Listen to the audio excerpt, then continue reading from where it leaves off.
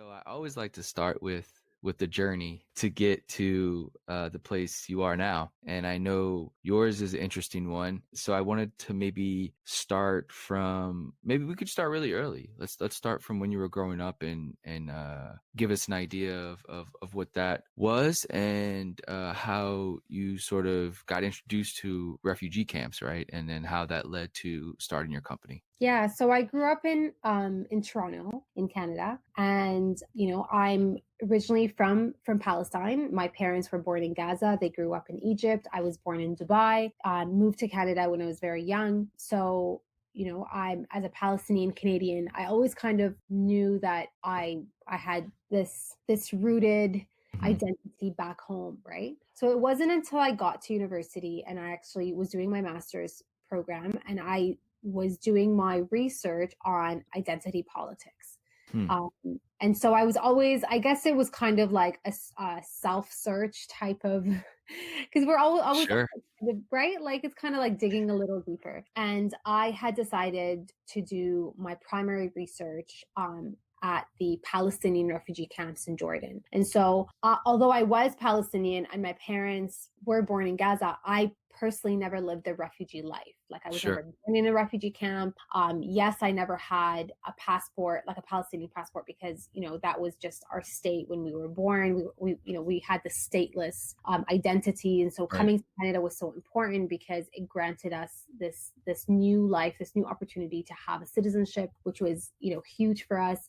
But the sense of living, understanding what it means to be a refugee, understanding what it means living in a refugee camp and going through that struggle and then identifying with that. And so my research was kind of stemmed around intergenerational differences of identity amongst Palestinian refugees in Jordan. And so I traveled to Jordan. I lived with a couple of host families in Jordan in the refugee camps. And it was there and then that kind of started, I guess, the path of working closely with the community and then starting both my NGO and then later on through a few years later, Sitti Soap. So So the NGO came first then, correct? yes. So after I had finished my master's thesis, I ended up relocating back to Jordan once I graduated. And I had started an NGO called Hopes for Women in Education. And it was primarily focused on providing higher scholarships, higher educational scholarships for refugee women, because I found a lot of women in the refugee camps were marginalized to be able to continue their higher education, mainly due to socioeconomic disadvantages. So they couldn't take out a loan. Hmm. If their family had to put them into university or college, they literally had to save, for months to be able to just afford it. And then sometimes I would meet girls that, would do one semester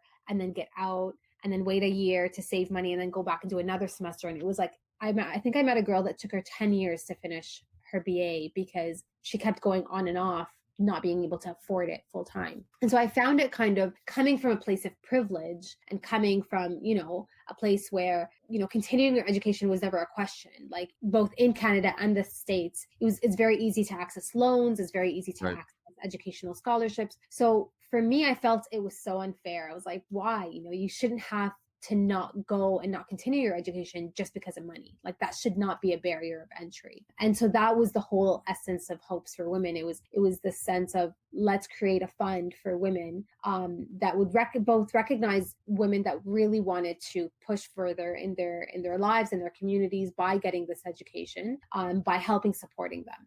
And so So, that's how it started. and then so that first trip you took to the refugee camp, was it right after that you decided to start the NGO and then the NGO led you to start the company? Yeah. So when I was doing my research, I actually bumped in. I had done a lot of interviewing with a lot of families, and I met a lot of women, and both in high school and continuing higher education. And I kind of identified it as a constant struggle. And so when I came back, I felt like this can't be it. There has to be more to this. It's not just. And I also had an incident when I was at the camp and I had visited a family who just lost this Mhm. two girls who just lost their father. And so I went with a social worker to visit the family. And I remember the girls being really, really mean to me. And I don't blame them. They just lost their father. They're in a very difficult, position Right. and place. And so I was at no way expecting anybody to be, nice.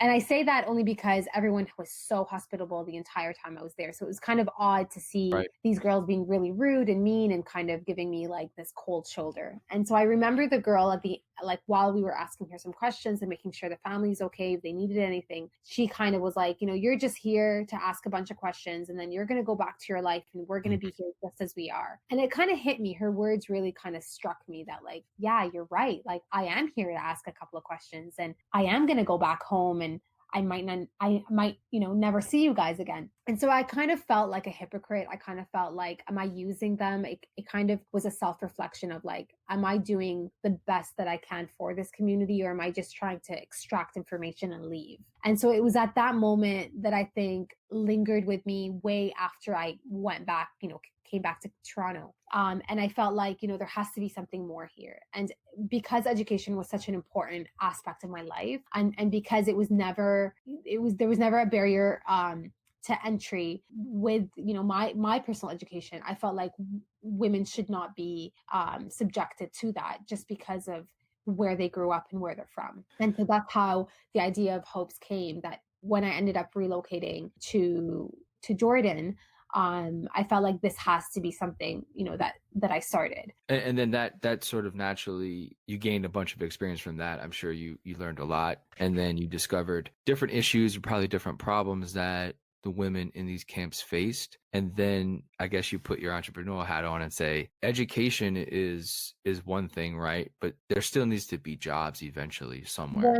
100%. And so one of the things we noticed too, and it was so important for us, even with Hopes for Women, is that it wasn't so once we were able to get a bunch of women into university, and to date we've had about 50 scholars that have graduated, Wow. and we're so proud of that. And we're still kind of continuing slowly with our scholarship program year after year. And is that schools in Jordan or in the region? So it's in Jordan.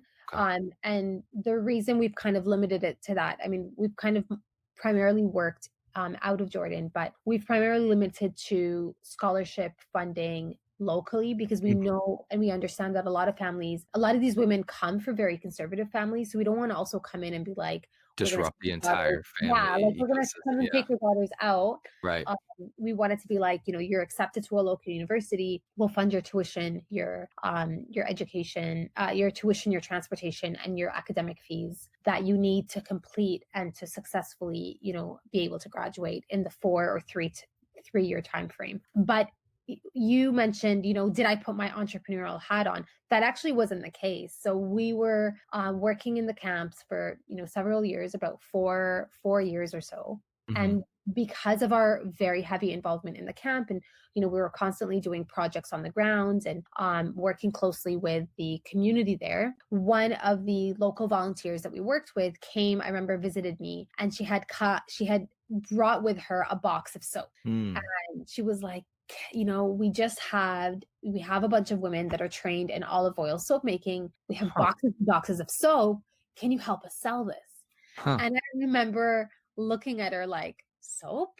Like, where did this come from? I've never been in the business of soap. I wouldn't know where to start. But I knew that like there was something here more than just a bar of soap. It was literally these women that, were resilient enough. They had no other option. They were trying to use their skills, Right. their something that they were taught to make something, to make a few bucks to be able to feed their families. At the Yeah, end, I think yeah, that was that's a beautiful segue because CD Soap is it's such an amazing social enterprise because it sort of hits like every mark of like what a social enterprise is and perhaps should be. It has all the elements of why consumers can play a huge role in changing a person's life. And also how the power of business can, you can make a bar of soap in a refugee camp in Jordan and sell it to a person in Wisconsin.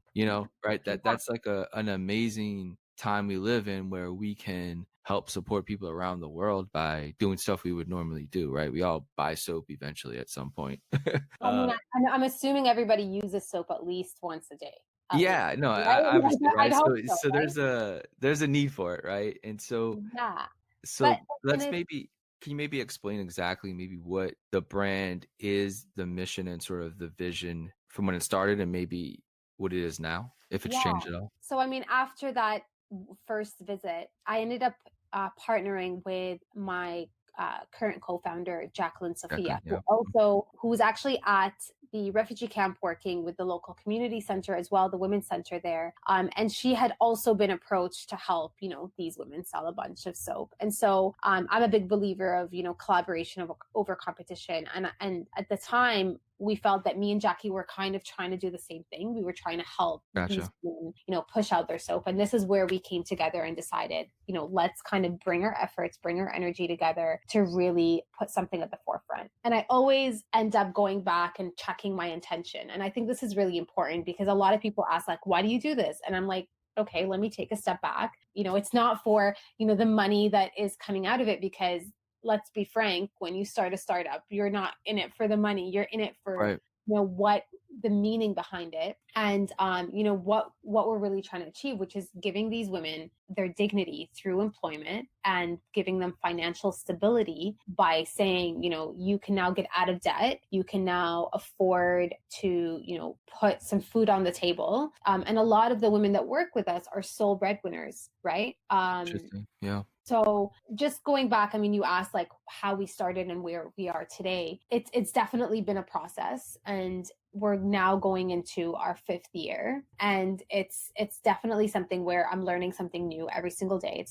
I don't have all the answers, Sure. and I think if any startup tells you that they do, I think they may be slightly lying. Like, Yeah. Oh no. Obviously, yes. I think yeah. No. Anybody that ever tells you that is don't ever listen to that person.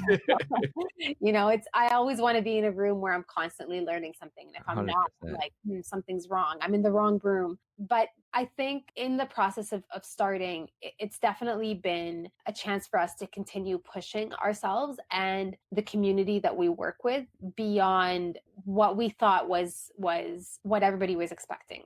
And what I mean by that is, when we first started, a lot of people had a lot of criticisms. Sure. So just And you imagine, mean from the camp itself? from the camp, Hmm. from the women that we worked with, from people in the local community in Jordan, from people that we would talk to, that we like, it's a good concept, but it's out of a camp. And unfortunately, and as much as we want to say that, it's all about inclusion and, welcoming everybody, there was kind of this hypocritical, tone with some people of like, oh, but it's made at a camp. Like, what do you really expect? And the number one thing we wanted to make sure with Sitti is that Quality. Yeah. we wanted to make sure that people weren't making a pity purchase. So Hmm. it wasn't Of like, course. I feel bad for you, let me buy a bar. I wanted people to buy it because it was really, truly the best olive oil soap you'll buy in the market. And Right. I stand by my words, not just because, I'm Sure. thirsty, but because I truly believe that we do produce one of the best olive oil soaps in the market, hands down. And because we use premium quality, we use very traditional ways of producing the soap. It's made in small batches. We're very kind of strict in our production process. Hmm. But Is all also, the production done in the camp? yes, Okay. yes. What does that So look like? Is there like just an area dedicated to production, or is it done like in their homes? Like, can you give us an idea of like what the yeah, actual so process looks like? we actually have a women's center that Okay. we started as soon as we decided that this is something we really want to push forward, because we felt like it was very important to have a dedicated space for these Right. women to be able to Yep. produce the soap, to allow the soap to cure and to dry out, and then to be able to work. We knew that women find it very difficult to do this out of their homes. Again, you want to control quality, and you want to make sure that certain procedures were in line in the production process, especially if we were thinking of pushing this internationally. We want to be able to meet international standards, where everything is made to the dot, everything is measured, everything is overseen. We had supervisors, everything. So we couldn't leave this kind of at the liberty of these women making them at their homes, right? Yeah. So having that center there at the camp was fundamental. Was that already there, or was that something that you guys sort of put together, because I look, it's hard to start a brand in general, right? Then it's hard to start a social enterprise in general. It's probably even more difficult to start a social enterprise in a refugee camp, because I guess there's like, do you have to get permission from the government to do something like that, right? There's probably some different obstacles you had to face versus just a random company out there, right, starting up. Yeah. So when we first started, women were initially producing these out of their homes. They were Yeah, not using proper molds. They were using makeshift equipment from their homes. It wasn't, up to par to, company standards, or let's say, official standards. If I was going to send this to get tested or anything like right, that. right. So as soon as we made the decision, we actually ran a crowdfunding campaign, and we did a call out in the community in Jordan. We ended up renting a place out of this in the refugee camp itself. It was important for us to stay in the camp, Hmm. as a lot of women would have mobility issues Yeah, going for sure. to and from to the center. We wanted to make sure that women had easy access to come in to work for a few hours. If she had children that she had to pick up after school, she wouldn't have that, like, mobility issue of going to and from the center. And we wanted to make sure that it wasn't going to be a barrier for them to be able to come to work in general, right?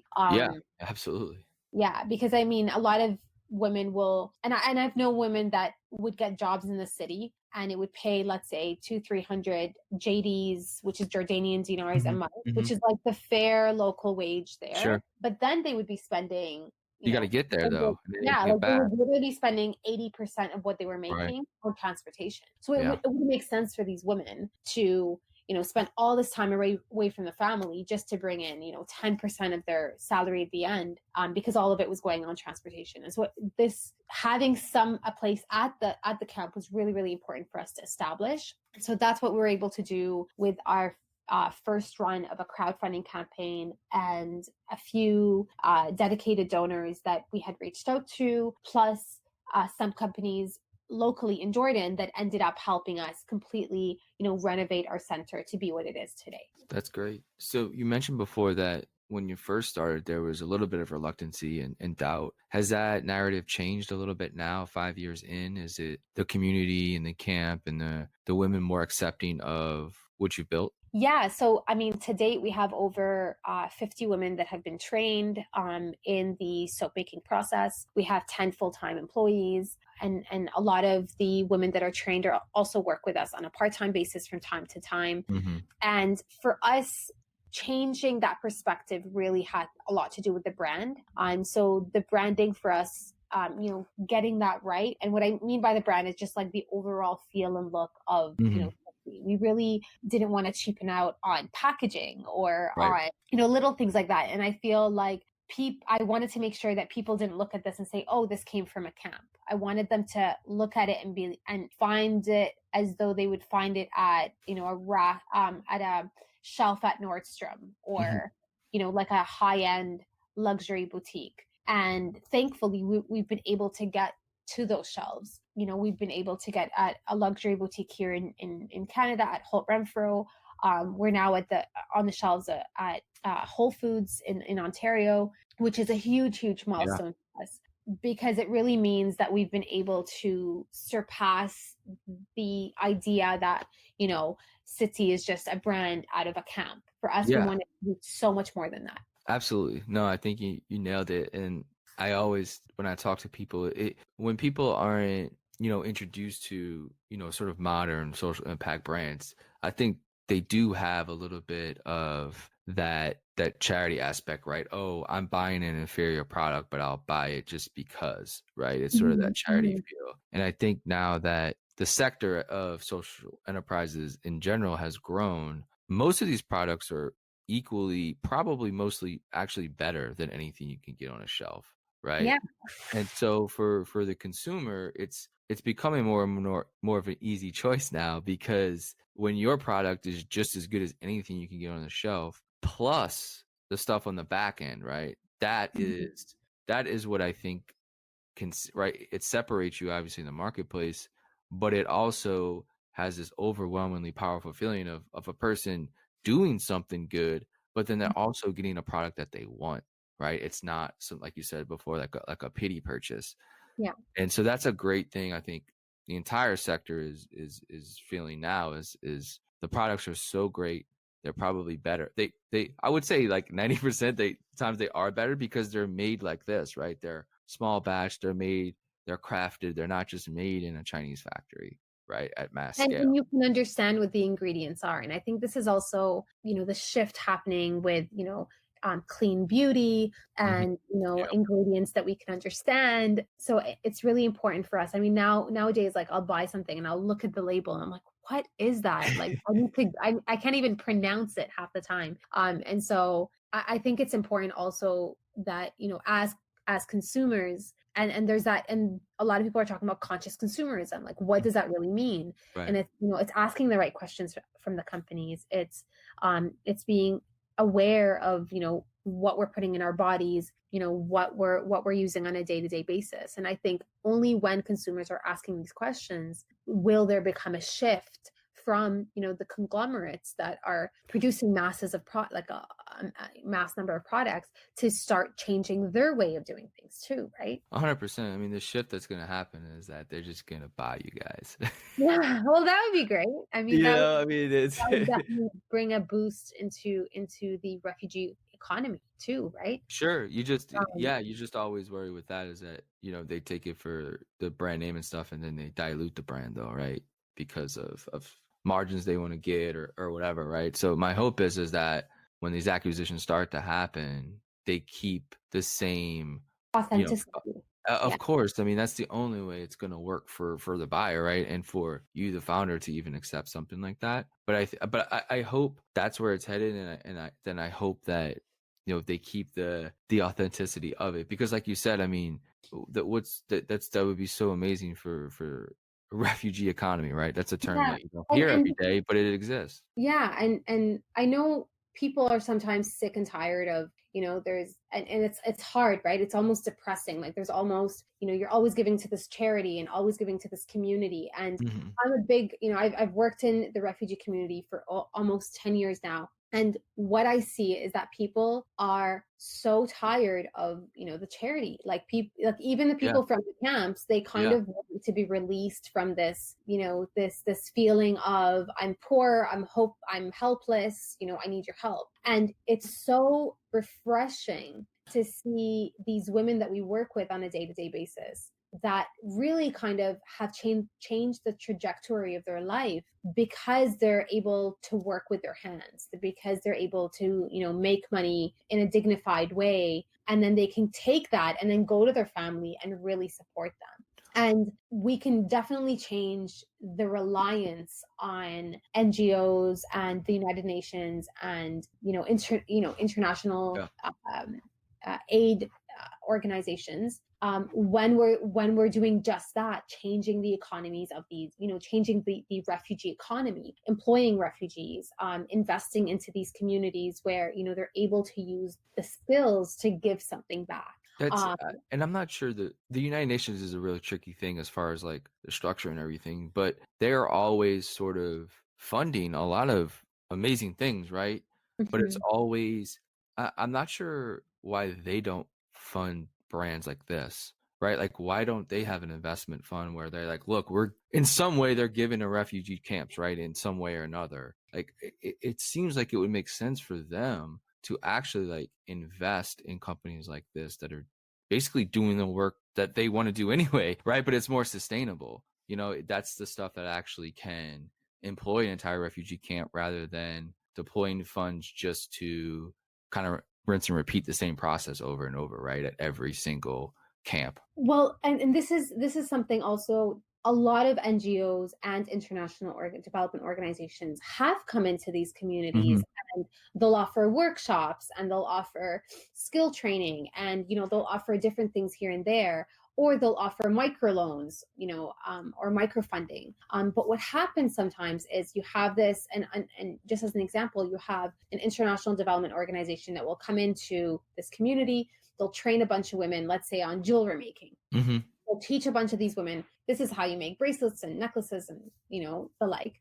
And then they'll leave. And then you have a bunch of these women that have the skill, but they're really not able to take that beyond their local market. Right. And so what happens sometimes is that these women with the skill to be able to make these beautiful products, she now can't even afford to buy the equipment to make them. So that's a challenge.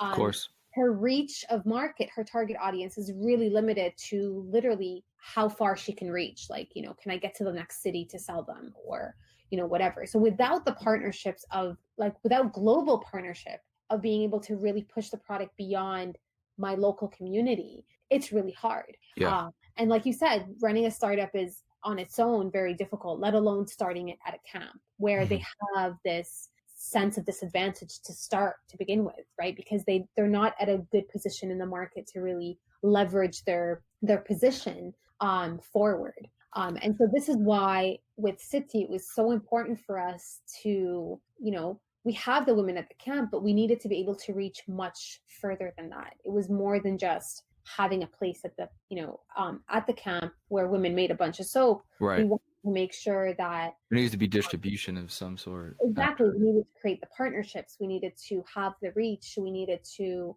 speak to, marketing at a global level, not just locally within our community. Are the women that are there, is it, I know it's a stupid elementary term, but is there like a waiting list of women? Like if so I mean, we continues to definitely grow, have, right? I mean, do you yeah, have, we definitely have, we definitely have a number of women that will knock on our doors and be like, are you hiring? Because right. we hear, that you guys have been able to provide sustainable long-term employment to these women. And, we'd like to be part of it, and we'd like to, join. And we definitely have, like you said, we do have a wait list of people. But we've also been able, through a couple of training grants provided by GIZ, we actually brought in a cohort of women at a time that have joined for 3 months at a time to learn the training process, the packaging process,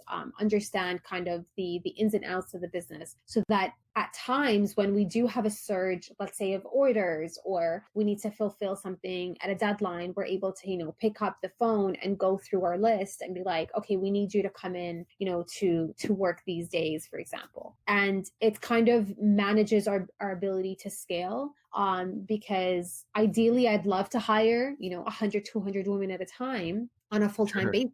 Right. But, realistically, I wouldn't have the funding for it. And so, but I also don't want to limit myself to not be able to scale when the time comes. And if someone comes to me and says, I want a few you want to be prepared for it. Yeah, exactly. Sure. So if I have a company that's like, we need 20,000 of these, I don't want to be like, sorry, I only have 2 women that I have on board, right? Like, that puts me also at a weak advantage to leverage opportunities that are thrown at me from time to time. And so it's important to have that cohort of women, to have that wait list of women on standby, that when we are ready to grow and expand and take on more clients, that we have those women there ready for work to jump on board. I see now that you kind of have several products now. So what was that sort of transition like, going from soap and then thinking about other things? Was it women maybe that came up to you and say, hey, I'm really skilled in this too? Or was it you kind of just looking at the market and say, like, hey, I think these would do really well. Let's try to make something like this. So when we first started, like you said, with just a single bar of soap, more and more people started coming to us. We started getting a lot of wedding orders. So nice. Yeah. Brides that would come and they said, we want to gift something with a conscious feel to it. And so we started, it was very important for us to have these wedding style or very gifty type of products, because we felt like our product wasn't your basic, Dove soap that you find at a pharmacy. Right. No offense to Dove. It's a great company, but you wouldn't necessarily, go to your friend's birthday and be like, I bought you a bar of soap, right? Like, I don't think you would, right? Awkward. Yeah, it's like, what are you trying to tell me? Like, do I smell? What do you mean? But Sitti, on the other hand, is such a socially conscious brand, and it's such a beautiful brand that when you do gift it, you're not going to be like, what do you mean? Like, you're not going to tell a story when you give it too, right? Exactly. It's like, I bought you something that definitely, there's double giving. I'm giving to you and I'm giving back also to the community. So we definitely saw that trend, that when we were producing the product, it was more, like I said, more than a bar of soap, and it was leaning a lot towards the gifting industry, that a lot of people wanted to gift it. So we started looking at, okay, what are there products can we produce that can be giftable? And then we also wanted to make sure that the products we introduced remained authentic to what Sitti means. And I didn't mention this before, but Sitti in Arabic actually means my grandma. Mm-hmm, mm-hmm. So for us, we wanted something that would be grandma approved, so Very important. Very important. ingredients that my grandmother would understand, products that, if I was to look at my grandma's cupboard, it would probably, be there. So we slowly kind of were working with the women to say, okay, what can we do with you to introduce new products? That would be a great seal to have on the packages. Grandma approved. Yeah, maybe. I mean, yeah, that's a good idea. I love it.